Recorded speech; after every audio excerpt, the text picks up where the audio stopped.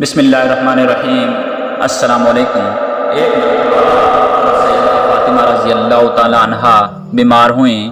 ان کا حال پوچھنے کے لیے آپ صلی اللہ علیہ وسلم تشریف لائے۔ ایک صحابی عمران بن حسین جو کہ قریش کے سردار تھے وہ بھی ساتھ تھے۔ دروازے پر جا کر پوچھا کہ بیٹی اندر آؤں، میرے ساتھ ایک اور آدمی بھی ہے۔ تو حضرت سیدہ فاطمہ رضی اللہ تعالیٰ عنہ نے عرض کیا کہ یا رسول اللہ صلی اللہ علیہ وسلم، میرے گھر میں اتنا کپڑا نہیں کہ میں پردہ کر سکوں، چادر کوئی نہیں چہرہ چھپانے کے لیے۔ ہمارے علم کے مطابق یہ کیسی بے بسی کی زندگی ہے، یہ بھی کوئی زندگی ہے کہ کپڑا کوئی نہ ہو۔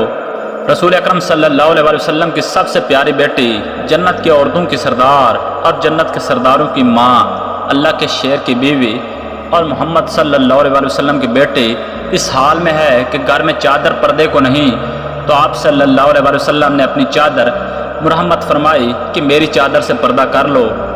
آپ صلی اللہ علیہ وسلم اندر تشریف لائے اور پوچھا بیٹی کیا حال ہے؟ انہوں نے عرض کی ابا جان بھوک بھی ہے اور بیماری کے علاج کے پیسے بھی نہیں۔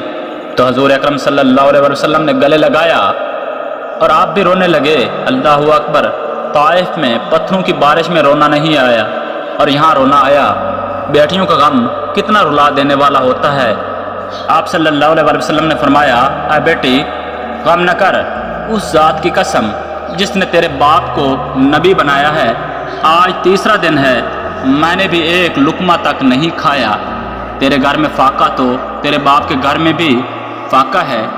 یہ اس نبی اور اس کی بیٹی کی گھر کی حالت ہے جس سے اللہ تعالیٰ نے فرمایا تھا کہ اگر آپ چاہیں تو سارے عرب کے پہاڑ کو سونا بنا دوں۔ عرب کے پہاڑ، مکہ اور مدینہ کے پہاڑ سونا بن جائیں، پھر یہ سونا بن کر کھڑے نہیں رہیں گے بلکہ آپ کے ساتھ چلیں گے۔ آپ کو توڑنے کی اور کاٹنے کی مشقت میں نہیں ڈالوں گا، جتنا فرمائیں گے اتنا ہو کر سامنے آ جائے گا۔ اے بیٹی میں نے انکار کیا۔ اللہ تعالیٰ نے فرمایا پھر کیا چاہیے؟ میں نے عرض کیا مجھے یہ چاہیے ایک دن بھوکا رہوں اور ایک دن کھانا کھاؤں۔ اے امت کے غریبو، اگر تمہیں روٹی نہیں ملی تو تمہارے نبی صلی اللہ علیہ وسلم کو بھی کئی دن روٹی نہ ملی۔ تمہارے بیٹے کے علاج کے لیے پیسے نہیں مل رہے تو تمہارے نبی اکرم صلی اللہ علیہ وسلم کی سب سے محبوب بیٹی کی دوا کے لیے بھی پیسے نہیں ملے تھے۔ تمہارے بیٹوں کو پہننے کے لیے کپڑے نہیں مل رہے تو تمہارے نبی صلی اللہ علیہ وسلم کی سب سے پیاری بیٹی کو بھی پردہ کرنے کے لیے کپڑے نہیں تھے۔ اب یہاں ہماری عقل برباد ہو گئی اور ہم نے ان گاڑیوں اور کوٹھیوں کو عزت کا معیار بنا لیا۔ اگر یہی ہے تو پھر قارون سب سے بڑا عزت والا تھا۔ اس جیسا دولت والا شخص دنیا میں کوئی نہیں گزرا، نہ آئندہ کوئی آئے گا۔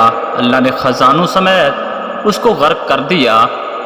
آپ صلی اللہ علیہ وسلم نے فرمایا میرے رب نے تو کہا تھا کہ یہ پہاڑ سونا بنا دوں، تو میں نے کہا نہیں، مجھے جب بھوک لگے گی تو میرے اللہ تجھے یاد کروں گا، تیرے سامنے آہوزاری کروں گا، اور جب کھانا کھاؤں گا تو تیرا شکر ادا کروں گا اور تیری تعریف کروں گا۔